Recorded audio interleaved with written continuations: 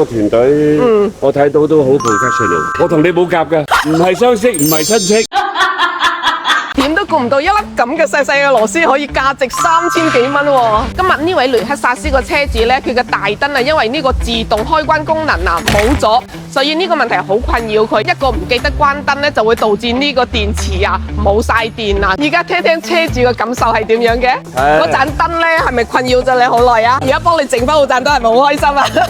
要讚一讚你嗰個師傅，好細心，因為我喺香港揾咗2間幫我 check 架車，find out唔到嗰個問題所在。啊，都發現唔到問題所在啊！淨係識話個 sensor 嘅問題，都可以睇下。我個車原來係一粒螺絲嘅問題影響到我熄燈，就係呢一度。原嚟係呢粒螺絲甩咗。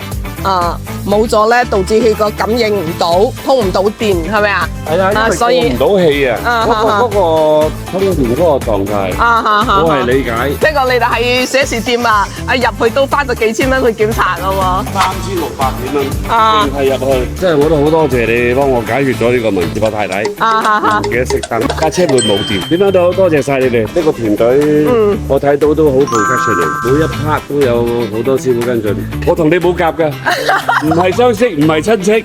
我知道你今朝過嚟咧，係到時喺度去望下。朋友哋而家都係揾你去搞跟進，多謝晒你。而家放心將車交俾我哋啊！放心，如果我有咩頭暈身慶，我一定揸架車上嚟揾你幫手。如果啲舊同事有睇呢個視頻嘅，不妨支持下。多謝，感同身受去同我哋去將呢個事實擺出嚟啊！喺廖姐度整車咧，確實都係好實在嘅，係乜就講乜啊！係咪？